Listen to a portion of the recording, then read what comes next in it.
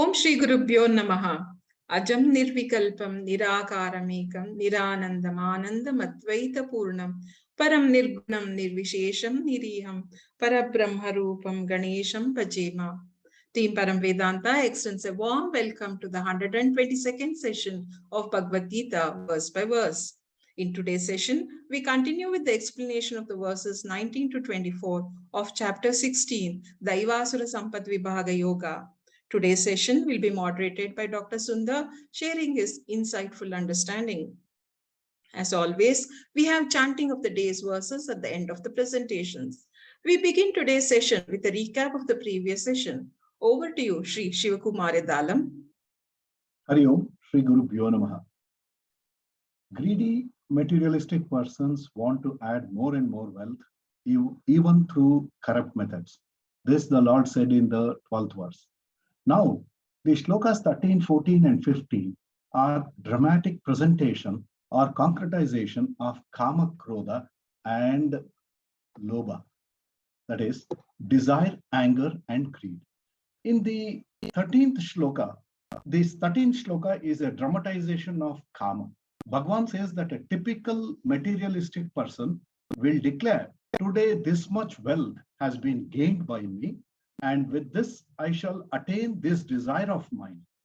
This is mine, this much more wealth shall be mine in future, and thereby I shall be known to be a man of wealth, and in future I'll be able to fulfill these many more desires of mine, because that alone gives me joy and happiness.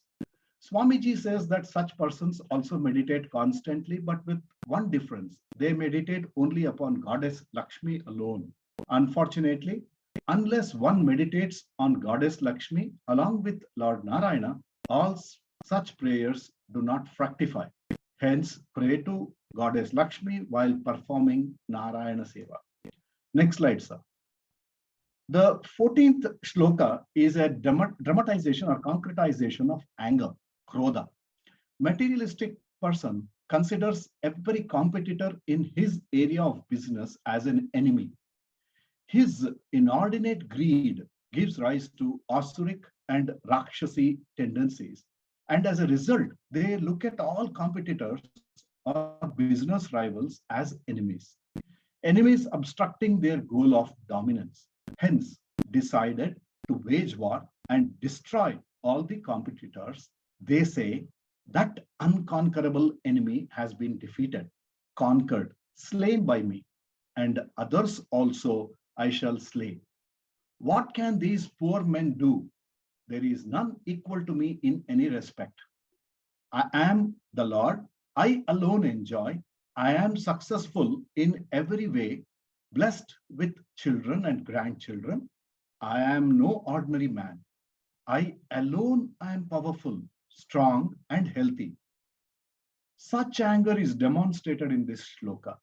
Such people do not have any values, principles, or boundaries, and without care to the consequences, they will do anything to destroy their opponents. Next slide, sir. Bhagavan in the 15th shloka explains the thoughts of materialistic people who say, I am the richest person with a noble birth. I belong to a noble family. With arrogance, they challenge, ask everyone if there is anyone in the world equal to them. This person does not believe in God or religion or scriptural study or puja, yet he conducts grand rituals, big yagna, puja, purely for publicity, for pomp and show, to boost his ego. They give charity, but only if it gives them name and fame. They give, provided they receive self-glorification, appreciation, etc. All such people are confused, utterly deluded due to ignorance, due to Jnana. Swamiji says ignorance by itself is not a sin. Bhagavan, having provided us methods, wonderful pramanams for the removal of ignorance, perpetuation of ignorance is the greatest sin. Next slide, sir. Lord Krishna in Shloka 16 says, even though they are well born in a family who are learned in the scriptures for generations, bewildered or deluded by various thought patterns explained in the shlokas 13, 14, and 15, they declare that they are superior to others, even in sacrificial rites. Entangled in the snare or web of delusion, they will even give money to actors to put on a pompous show and obtain great delight. They are addicted to sensual gratification, and with sins thus accumulated, they fall into a foul hell such as Vaitharani. Next slide, sir. Our Dharma Shastras talk about a dharmic way of life where one must maintain harmony at all levels. What happens when a materialistic person becomes a man of power and wealth? Of course, his pride, his ego gets bloated. He becomes increasingly gross, insensitive, and from the resultant arrogance, the first casualty is his humility, then devotion. With ego, when we edge God out, good people move away to be replaced by sycophants. How does materialists perform sacrificial rites? Next slide, sir. Explaining this in Shloka 17, Lord says that these materialists are self-glorifying. They hold themselves in high esteem. They feel themselves as possessing all good qualities. In reality, they are not esteemed as such by the righteous. They are arrogant, stubborn, filled with pride, intoxicated by the wealth that they possess, resulting in vanity and haughtiness. They perform grand ritualistic ceremonies, sacrifices with hypocrisy, without regard to the established right, without regard to the several parts and injunctions in the scriptures, scriptural ordinances, but only to look pious in the eyes of the society. All for what? For name and fame only, to boost their ego further. Next slide, sir. Explaining the materialists' neglect of divine commandments, Lord says in the 18th shloka, given over to bloated ego, power, arrogance, or haughtiness, desire and anger, samashritaha, all of these begin to dominate his life. And these malicious people hate me in their own and others' bodies. Egotism is what is called avidya, and it is the hardest thing to overcome. It is the source of all doshas, of all evil acts. Hari Om, Shri Gurubhyo Namaha. Hari Om, Shri Gurubhyo Namaha. Thank you, Shukumar sir, for the recap of the previous class. Sadashivasamarambham Shankaracharya Madhyamam Asmadacharya Paryantam Vande Guru Paramparam. Om. Before we begin the verses for today, a quick recap of the chapter. So we are now in the Antima Shatakam, and we have covered the profound 13th, 14th, and 15th chapters. In a way, Lord Krishna takes a step back, because while the 13th, 14th, and 15th chapter dealt with the goal of life, which is the subject matter of the end portion of Veda, the Vedanta, or the Upanishad, or the Jnana Kandam, the following chapters, 16th and 17th, they deal with the way of life, which is actually subject matter of the Veda Purva Bhaga, or the Karma Kanda. Lord Krishna does this because he feels this profound subject matter in the 13th, 14th, and 15th chapter can be better pursued if one's fundamentals are strong. And these fundamentals are about the right way of living, which is covered in the 16th and 17th chapter. So what is the right way of living then?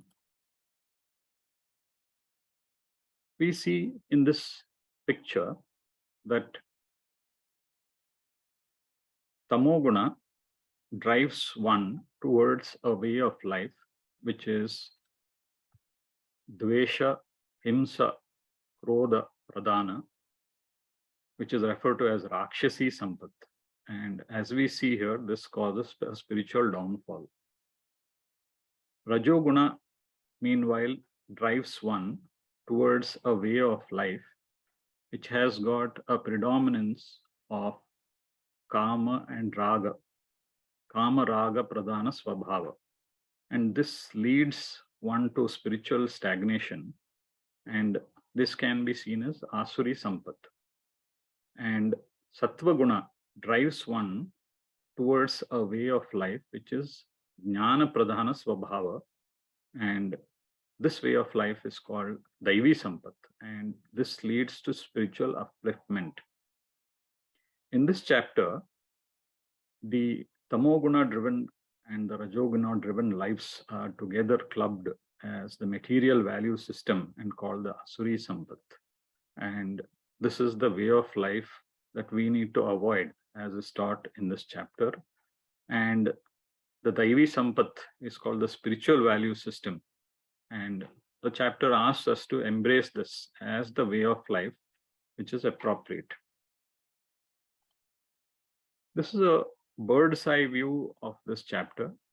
So the first three verses dealt with daivi sampath, and the fourth verse dealt with asuri sampath.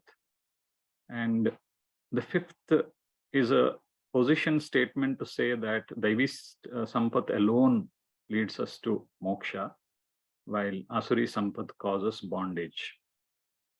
Having done this, the chapter then spends a lot of verses elaborating the asuri sampath to forewarn us that the asuri sampath have a hold on most of us. So the chapter dwells more on the verses on the asuri sampath. So the asuri sampath were named in the verses 6 to 10. And what is the causation of asuri sampath was discussed in 11th and 12th verses. What is the thought process of these people is covered in 13th to 15th verses, as we have seen in the recap today. Then we come to the segment where Lord Krishna describes what happens to people who have asuri sampath, which is the content of today's session. And we see towards the end of this elaboration of asuri sampath topic, Lord Krishna condense the various asuri sampath into predominantly three. And the chapter finally concludes with the importance of shastra as a guiding post for us. So with this introduction, let us see at the continuation of this chapter in today's verses. Over to you, Rekha Madam. Om Shri Gurubhyo Namaha. As mentioned by Dr. Sundar just now, chapter 16 and chapter 17 describe the way of life, which is described in the Veda Purva portion of the Vedas. Both the way of life and the goal of life should be aligned. The way of life depends on one's character or personality. In this chapter, Lord Krishna divides all mental traits into two groups. One is the Daivi Sampath, which are all the sattvic traits, and the second are the Asuri Sampath, which include both the tamasic and rajasic traits. All seekers of knowledge must necessarily lead a sattvic or spiritual life, avoiding the materialistic, rajasic and tamasic tendencies. Daivi Sampath is conducive to self-knowledge. Asuri Sampath is an obstacle to spiritual pursuits. And tamasic traits lead to spiritual downfall, rajasic ones to spiritual stagnation, as mentioned. So in this slide, we see that from the 7th to the 21st verse of chapter 16, the Asuri Sampath Maarga, Vistaraha, is fully explained. And in the verses 19 and 20, Lord Krishna sums up the entire Asuri Sampath as the three basic materialistic traits of desire, anger, and greed, which are the threefold gateway to hell. And when one avoids these three traits and adopts the divine virtues which were listed in the beginning of the chapter, that is Daivi Sampath, one becomes qualified for self-knowledge and attains liberation through the prescribed sadhanas. Next slide, please. In verse 19, what is described is what happens to those people who exhibit devilish behavior, causing trouble to everyone around them. Lord Krishna says that through their behavior, religious life disappears from them. And he punishes such people, asura jana, who lead an animal kind of life with a birth among those jana with no scope for dharma or moksha. Next slide, please. Verse 19 goes like this. Tan aham jivishata kruran samsareshu naradhaman kshipami ajrasam ashubhan asurish veva yonishu. So Lord Krishna says, I throw those haters of me who are not pious, cruel, and the lowliest among human beings perpetually into asura wombs which lead to further samsara. So by the asura wombs, he means it could be an inferior human birth as an animal or as a plant, or birth in any one of the 7 lower lokas. Next slide, please. Now, why would Lord Krishna say something that appears so harsh? He has already said something similar in the 8th verse of the 4th chapter. Paritranaya sadhunam vinashaya cha dushkritam dharma sanstapanarthaya sambhavami yuge yuge. So what he said then is for the protection of the righteous and for the destruction of the unrighteous and for the establishment of righteousness, I am born in every age. So first, he says, I try through scriptures and through Mahatmas who appear, hoping that they will change society. But when society is so corrupted that even these can't change people, I take avatara and I will annihilate them. So what it means is, having been given the precious gift of a human birth, we should make good use of it and use this birth to uplift ourselves spiritually. Next slide, please. Our Puja Swami Paramarthananda ji says, we as humans are at our best when the intellect has supremacy over our senses and mind. However, in people with devilish attributes, their senses rule over their intellect. And all logic, reasoning, ethics, and values that emanate in the intellect are suppressed and they become reactionary. Next slide, please. Coming to verse 20, it goes like this. Asurim yonima panna moda janmani janmani mam prap yaiva kaunteya tato yantya dhamam gatim. Entering the asura wombs, birth after birth, these indiscriminate people do not reach me at all. They fall into still lower conditions, O Arjuna. Next slide, please. Coming to the word meanings. Asurim yonim apana. These asuric people not only form addictions which enslave them in this janma, but their vasanas are carried forward in the next janma also, which leads them to be born in inferior wombs. Muda janmani janmani. In birth after birth, these deluded ones, because of inferior birth, continue to be enslaved by their own thinking and delusions. Mam aprapyaiva kaunteya, without ever reaching me, O son of Kunti, they get further and further away from me. Tato yanti adamam gatim, they go to adogati, they fall into conditions even lower than that. Next slide, please. So in this verse, Lord Krishna feels pity for the materialistic asuric people. And he says once they get into the downward slide, they get into a vicious cycle. And getting out of that becomes extremely difficult. So when I abuse my free will and do something wrong, 2 things happen. One is the wrong action itself produces a papam. And secondly, every action I do creates a vasana or an inclination in my mind. The mind has the capacity to form an addiction to whatever it does, and that form becomes a habit. And anything done repeatedly for a few days leads to the development of a habit. Next slide, please. So once I form a vasana, the vasanas will begin to govern my life more than my will.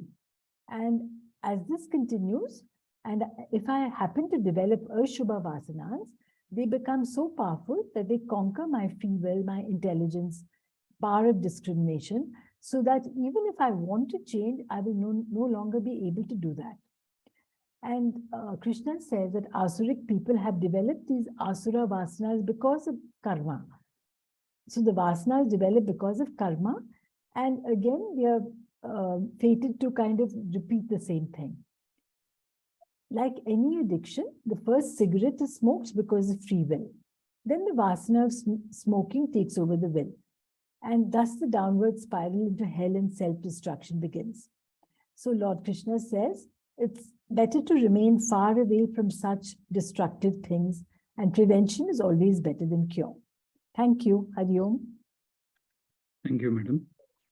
So we see towards the end of this chapter, having described in so many verses the asuri sampath, Lord Krishna bringing out a very clear warning to convert from asuri sampath to daivi sampath. So the 19th verse is aham shipami. Lord Krishna is telling, I shall throw. Whom? Tan. Tan here refers to all the previous verses which describe the asurik people. But he has 4 more adjectives for such people. So dvishataha, the haters of God within, outside, haters of religion, the cruel ones, because it is very kruran, very easy to slip from adharma to krura, because it is very easy to become so selfish that you now, as we have seen in the recap, that I don't mind harming to get what I want. Naradaman, lowest among the humans, because they have lost the opportunity to make good the free will that is there. Ashubhan is another adjective. Again, these amangala people, inauspicious people. Ajasram shipami, the word acts as an adverb here. So forever I shall throw them. Why forever is explained in the 20th verse. So here the basic sentence is mudhah yanti adaman gatim. So the mudhas, which are again the asurik people, they go to a downward spiral of spirituality. The key thing here is apanna asurim yonim, taking to asuri birth. But the key thing is janmani. So in the previous verse, he said, ajasram shipami, I shall for a long time permanently throw them. And in this verse, he says, janmani, birth after birth, these people will be thrown into asurik yoni, asurik birth.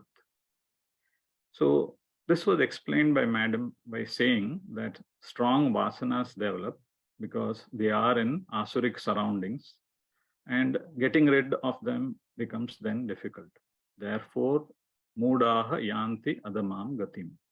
So it looks like a very poor prognosis which is painted here. So Lord Krishna is advising her, us make best of the human life, don't be wasteful. An interesting thing in the Bhashyam by Pujya Swami Paramarthananda ji is that it appears that the Lord is unkind to the Asurik people because he seems to be in the punishing mode. So Swamiji raises this question, can Bhagwan be charged with cruelty?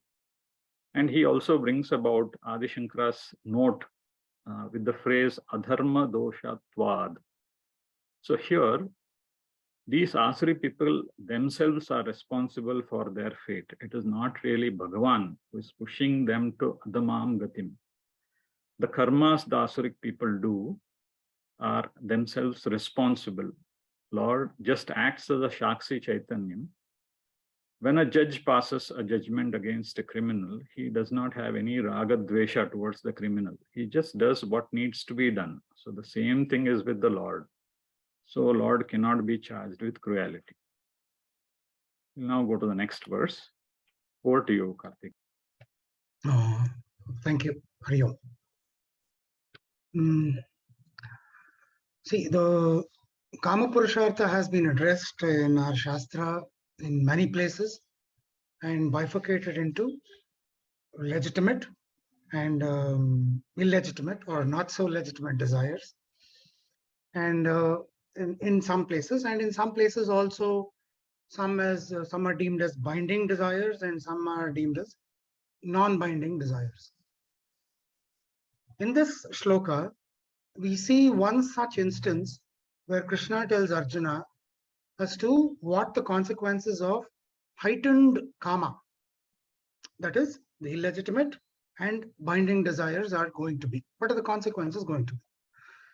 And we have seen earlier in this Adhyaya, Krishna is listing different and variegated asuri sampattis in the previous so many shlokas.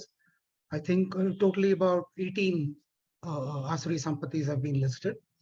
He concludes this enumeration by identifying three qualities to be the most prominent of them all. Namely, as we have been saying, kamaha, krodha, lobha, desire, anger, and greed. The shloka is basically talking about these three sampattis. It says, Trividham narakasya idam dwaram. There are only three doors to enter hell. Hell we can interpret as pain or painfulness or plain pain. Nashanam atmanaha, where you can self-destruct or live a life without any spiritual understanding and continue to suffer. Which are those three? Kama, krodha, lobha. Desire, anger, and greed. Next slide, please, Doctor. So why the three gates? Why are the three gateways to Naraka? Because the three are interconnected. Kama, desire, is the starting point. Once we have a desire to possess some entity, a thing or a person or a position or a favorable situation, see, intense desire for an entity doesn't arise in us in the first time. It is caused by repeated thoughts about the same thing. At this level, that is before the repeated thought comes into our process, if we exercise our viveka and change the desire to a preference, we are saved and remain in our spiritual path. As Swamiji says, control over your second thought. You have no control over the first thought. Control over the second thought has to be exercised. And another aside is nothing, whatever they are, priorities, relationships, money, wealth, love, health, nothing remains the same. It either grows or deteriorates. It is our choice. Our viveka should kick in. If we do not exercise our viveka and allow this kama or desire to stay in our minds and perpetuate and grow, it does not just stay the same, but it intensifies and becomes lust. Desire becomes lust. We become restless and remain restless until the desire ends up in one of the two possibilities. We get it or we don't get it. The desire is fulfilled or it is not fulfilled. Now, if the desire is not fulfilled because of an obstacle that is of a superior power when compared to us, bhaya creeps in, fear creeps in. If the obstacle is of an inferior power, krodha, anger, arises. Though fear is also negative, the effects of anger are more damaging. And as desire increases, so does the damage to our minds. If not controlled, anger upgrades itself to wrath and takes a very heavy toll on our ability to think even. On the other hand, even if we get what we desire, by, let us say, by luck or by chance or previous karma, we get what we desire, the agitation in our minds doesn't decrease. Here it's possession, the possession of the entity, whether it's a thing or a person or a situation, leads to another self-damaging emotion, namely greed, lobha. We want more of it, we want to enjoy it ourselves, or we are reluctant to even share it. All of this come under lobha. Here too, greater the desire for the object, greater would be the greed, leading to something we can call as avarice. So these are the three great gateways to hell. Thus, kama, krodha, lobha are interlinked. As it is only our viveka that distinguishes us from animals, so to speak. If we lose viveka, we lose ourselves literally and cannot remain on the spiritual path and start feeling relentless pain and suffering, which is called naraka. If we want to avoid our own destruction, tasmat etat trayam tyajet. Krishna says, tasmat etat trayam tyajet. One should give up these three. Note, see, give up is not actually giving up. It means we cannot give up anything in the universe. So we can only transform it to another state. So give up can be treated as converting. So for example, convert desire for feeling good all the time into a desire that we are released from punarapi jananam, punarapi maranam this very lifetime. That can be a good desire. Convert the greed for social recognition or recognition of any kind into the greed for knowledge, which helps our chitta shuddhi, which helps our mind expand. So there is a twofold simple process for conversion. Convert all rajasic, tamasic desires to sattvic desires. We saw what rajas and tamas meant earlier in this adhyaya. Then the next step is convert sattvic desires into non-binding desires. And non-binding desires is as good as no desire. So we need not worry about anger and greed as they are effects or consequences of desire. So, and the benefits of giving up these three damaging emotions are praised in the next shloka. Thank you. Thank you, Karthik sir. So, so many asuric traits. One might wonder if I ever will be if I ever will be able to get over these thought patterns, the immoral, adharmic thought patterns. So, Lord Krishna condenses all of them into three, this triputi. And if we are able to manage these three, it is like we have managed all the asuric traits as well. So that is the emphasis in this verse. And Atmanaha Nashanam. So here it is not the Sachidananda Atma. It refers to Jivatma. But even then, the Sukshma Sharira has a very long life. So it is as good as destroyed in that sense that it can cause one to lower down in the spiritual evolution. So therefore, the word Nashanam is used. It is not to be taken as literal. And the singular for Trividam here, although these are three mentioned here, the Triputi, is as Sir explained, they are seen as a group. They are interconnected. So the primary thing is Kama. If it is obstructed, becomes Krodha, the same thing. And if it is unobstructed, the same thing becomes Lobha. And as Sir has explained, Chejit, giving up, is a kind of conversion into a better virtue. But reconciling it with our previous understanding, Chejit can also be seen as moving from karma to karma yoga to gradually to Jnana yoga, so that we get the prerequisite Chitta Shuddhi, Sadhana Chatusteya Sampatti, and then we get the Guru Shastra Upadesha. In the Bhashyam, Pujya Swami Paramarthananda ji says that this verse is outsourced from Brahadaranyaka Upanishad, and he quotes that there is a story where the Devas, the Asuras, and Manushas, they three go to Brahmaji for teaching. And Brahmaji cryptically teaches them as the Kuryad. So this is what is the teaching given to each of them, the Kuryad. And they all return with the cryptic teaching because each one of them know their weakness. And these three Triputi is now a reference to them. The Devas with the abundance of sense pleasure have the problem of Kama. So the Kuryad for them meant Dama Kuryad. And the Asuras have abundance of Krodha. So the Kuryad as a teaching for them meant Daya Kuryad.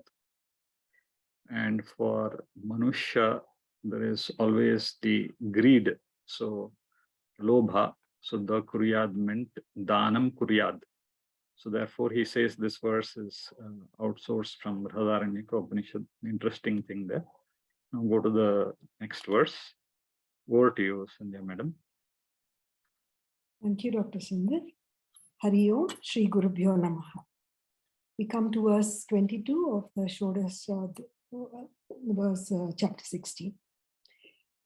Etairvimukta kaunteya tamodhvaraistribhirnaraha acharatyatmana shreyas tato yati param gatim. This verse again emphasizes the need for preparing our mind for Jnana Yogyata, the refinement of our samskaras basically. And in the previous verse, we heard Sri Krishna saying, abandon or give up kama, krodha, lobha, which are the three gates of hell, that is self-destruction. So anything that takes a person spiritually downwards is naraka. Therefore, Krishna defines naraka as atmanashanam, which will destroy a person spiritually and which blocks the gateway to moksha. So we need to turn away from or let go from these self-ruining tendencies. But how can this renunciation happen? We have to work upon preparing our mind and refining ourselves. Next, Krishna talks about the importance of shastra or scriptural study for this preparation, which will help in the process, next slide, sir, which will help in the process of refinement of a seeker. As without refinement, knowledge cannot be received, it cannot be retained, and it cannot also bring about the desired transformation in a positive direction. So refinement of the individual must happen from four drishtis. The manushya drishti, where refinement happens with respect to health, which is physical, emotional, and intellectual. And integration of thought, word, and deed must happen. That is the concept of arjavam, the value of arjavam should develop. Then from the karta drishti, we need to be very thoughtful about our actions. They should be deliberate and not impulsive. And of course, we should be wise. And bhokta, whatever experiences come to us, we should be skillful enough to learn from those experiences, which will make us strong. So Swami Paramarthananda ji says, the first three are common to humanity. All of us must strive for this.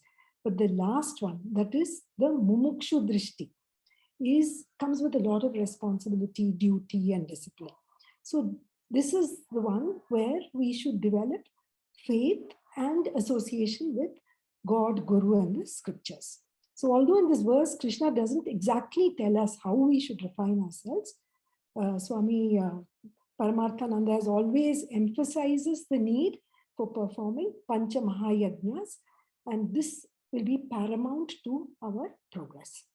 So with this refinement comes the conversion of asuri sampath to daivi sampath.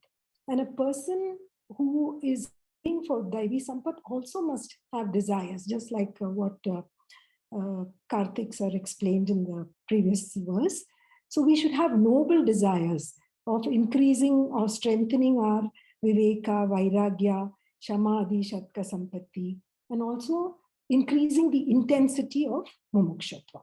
So this we must desire in abundance, and this is what will constitute wealth for us, the daivi sampath that we will have.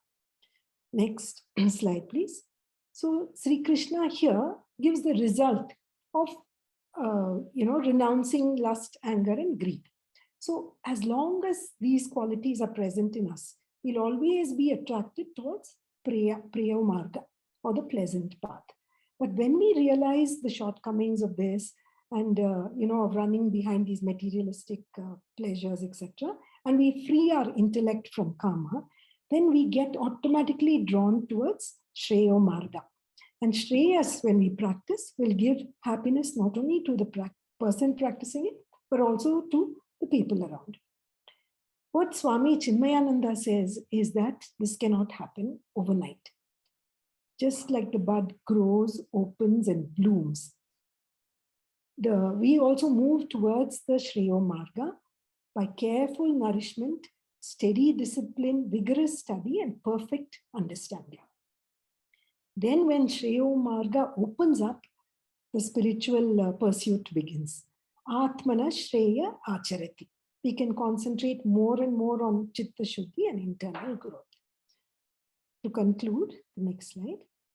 Understanding the importance of scripture in bringing about this refinement So just going over what Krishna has said, the person who is vimuktaha, freed from etai tribihi tamodhvarai, these three gates to doors to tamas basically, which are the doors to tamas which lead to hell. Such a person, acharati, strives for atmana shreya, what is good, what is beneficial as taught in the Vedas. So scripture is very important for us to proceed in this path. And now being freed of obstacles, he does not do bad, but does what is good. So tataha, as a result of that, yati, he attains param gati, the highest goal, that is liberation through perfect wisdom.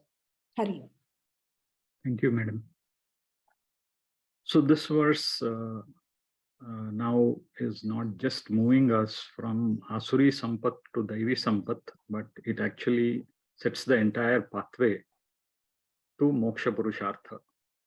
So naraha acharati is one of the sentence, the basic sentence construction. Tataha yanti param gatim. So naraha acharati, naraha yanti param gatim. That is the basic construction. So what does the naraha achariti, what does he do? Atmana shreyaha is one thing, and he is also vimukta from the three condensed asurik sampath which was previously described in the previous verse. So we can see in this verse that the first line basically describes the lot of the asuri sampath, people who are karmis, who are only taking to karma. And then the first quarter of the second line then defines the person who has now moved from karma to karma yoga. He is doing what is shreyaha, for whom? So atmanaha. So that is what is good for himself, which is Ishwararpanam, Ishvara Prasada, doing Pancha Mahayajna, all this leading to Chitta Shuddhi, Sadhana Chatustaya Sampatti. So essentially in first line, a karmi is stuck on to Artha Kama, and in the first quarter of the second line, he has now moved to Dharma.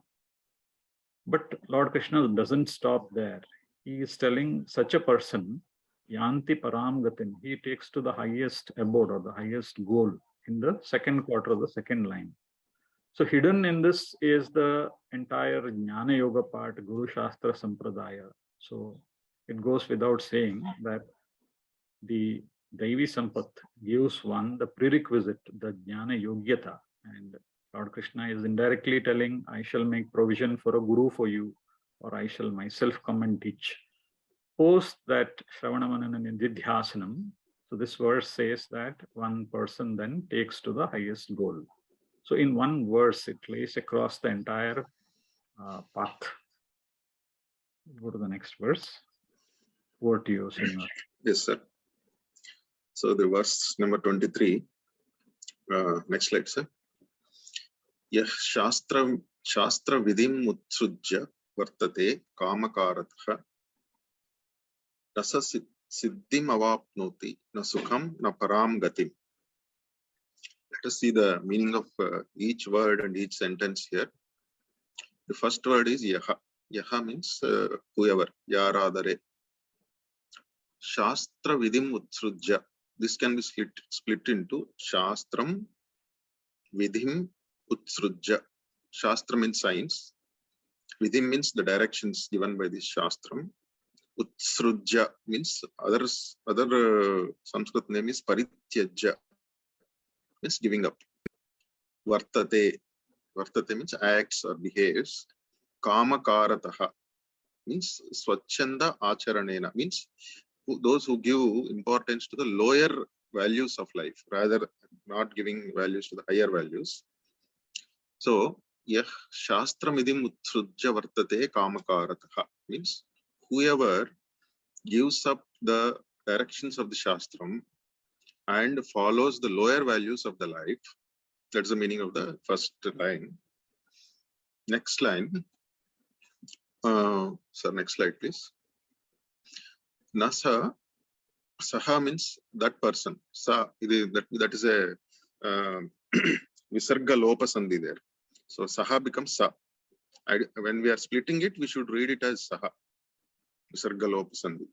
So that is sa becomes saha. So that saha means that person.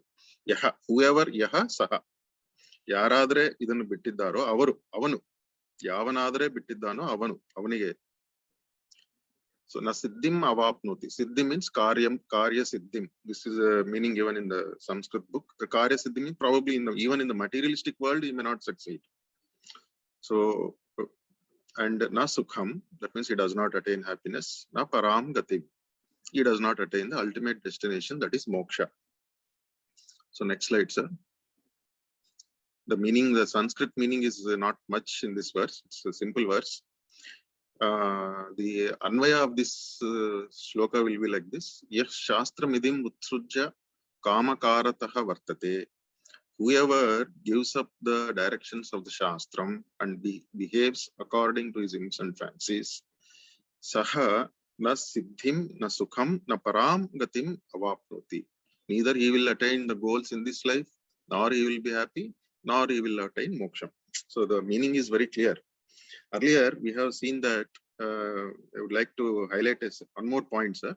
Earlier, we have seen that Lord is telling those who follow the lower values of life, they will fall down and attain lower lives. Apparently, it looks like it is a punishment. But actually, Lord does not punish. Lord has only anugraham. So along with Srushti Sthiti Laya, he has got anugraham. So why do we call it anugraham? See, for example, Rama killed Ravanasura. So Ravanasura, with his penance, he has obtained so much of powers, nobody in the world could oppose him. So with those powers, he was actually a spiritual downfall. He was going into spiritual downfall. So the Lord looks at the spiritual upliftment, Atmodharana. Lord does not have any attachment to the physical body, which is made of Panchabhutas. So we don't know whether he is doing good to us or bad to us. It apparently looks like as though he has killed, but actually he has saved Ravanasura from doing more crimes. So he is interested in his Atmodharana. That's why he has killed. So similarly, so what it does mean is how it affects our lives is, says, for example, we have faced some difficulties in our life. So how we should understand is those difficulties should uplift our spirit rather than feeling that Lord did not look at me properly, like that we should not tell. So it's in fact an opportunity for us to realize the way for Atmodharana. So if we are facing any difficulties in life. So for another example, say a criminal is there in one life, he would have been a criminal and he has committed a lot of mistakes and a lot of crimes. So probably he'll be born in this life as somebody who doesn't have an Kuntano, Kurudanagyo, he might be born. So in fact, that is a blessing for him. So he has those vasanas of a criminal, but he does not have the physical ability to materialize those vasanas. So this is nothing but anugraham. So this is the way we should look at it. And another thing is Shastra Vidhim. So here the importance of following the Varna Ashrama Dharmas is being highlighted here actually. So for example, if you take the life of a Brahmana, anybody, even Gunakarma Brahmana also, the life is so strictly, there are what to do and what not to do have been so strictly advocated that even Paramacharya, Kanchi Paramacharya has told that if you strictly follow what has been advised according to the Varnashrama Dharmas, then you don't have any time to think of Kama, Krodha and all those things. So get up early in the morning, do Sandhya Vandanam, do Japam, do Puja, then go to work, then come back, then again take bath, then again do Sandhya Vandanam, then again do Puja, Japam. If you strictly follow all the guidelines given in the Shastram, it applies to all the Varnas, not just the Brahmins. So the life of a Brahmin is being tightly held up. By the age of 7, you just shave off his head and ask him to take a begging bowl and get. So probably the ego gets subsided there, and then so that's the problem. That's why the Shastra Vidhim has been highlighted here. So if we follow all our Varnashrama Dharmas, I think that will lead to a realization in a short span of 3 to 4 lives, probably, if not one life. That's what even Kanchi Paramacharya has told. Thank you, sir. Thank you, sir. Thank you, especially putting the right perspective, the words aham kshipami janmani janmani as anugraha. So, as you mentioned, yaha saha. So, yaha is a pronoun and saha is a correlative pronoun. So, the basic sentence construction would be yaha vartate. So, it talks about a person who is having a particular way of life. Saha na avapnoti. He will not gain. So what is the type of life that is talked about? It is talking about the asurik people who are described as kama karataha. And what have they done? The mistake they have done is utsrijya shastra vidhim.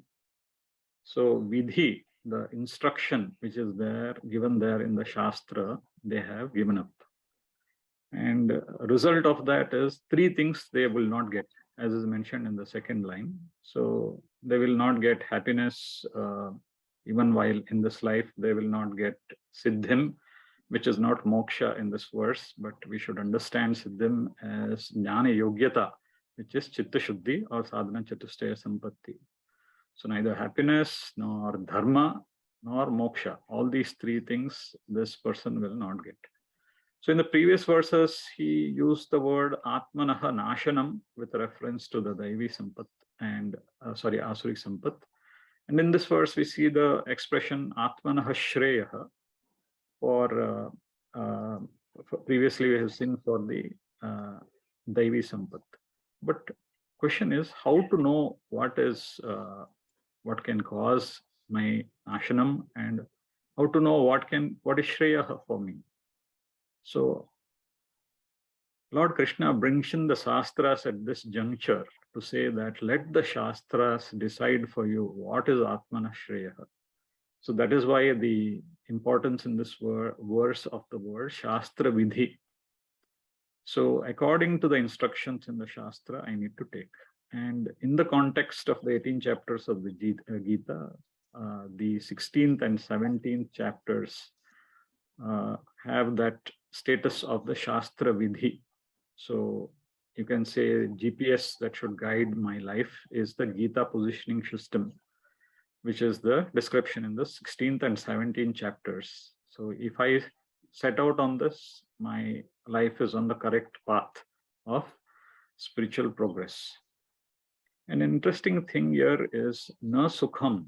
So Swamiji explains that I may have prarabdha punyam. So I may have prarabdha punyam, but because I have taken to asurik sampath, there is agami papam. So the agami papam has the power to diminish the prarabdha punyam. So although prarabdha has given me good health, I end up spoiling it with all the asurik traits, and therefore there is no sukham in this life. We'll go to the next verse. Over to you, Viksha. Thank you, Doctor. Tasmat shastram pramanam te karya vyavastithau jnatva shastra vidhanoktam karma kartum iharhasi. Next slide, Doctor. Shri Krishna concludes the 16th chapter with this shloka. He says that ultimately it is the prompter of our actions, our motivation, that determine whether we are behaving as divine entities or as devilish ones. If the prompter of our actions is selfish desire, we are heading in the wrong direction. If the prompter is scriptures, we are heading in the right direction. Therefore, when in doubt, we should refer to the guidelines in the scriptures on the performance of actions. Sometimes, even well-intentioned people say, I do not care for rules. I will follow my heart and do my own thing. It is all well to follow the heart, but how can they be sure that the heart is not misleading them? As the saying goes, the road to hell is paved with good intentions. Thus, it is always wise to check with the scriptures whether our heart is truly guiding us in the proper direction. Next slide, Doctor. The Manusmriti states, Bhutam bhavyam bhavishyam cha sarvam vedat prasidhyati. The authenticity of any spiritual principle of the past, present, or future must be established on the basis of the Vedas.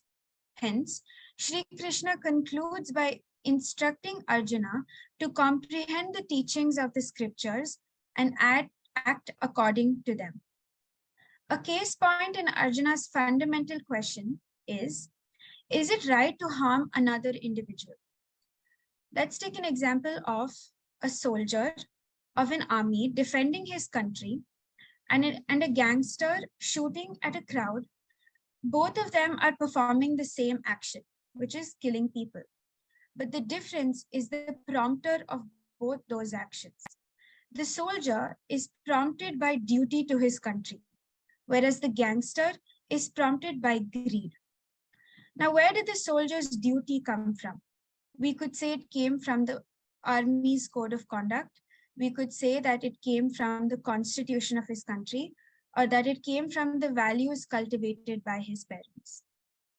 In all these cases, the soldier's sense of duty came from a set of guidelines that were founded on something that was much larger than the narrow viewpoint of one individual, that kept the bigger picture in mind.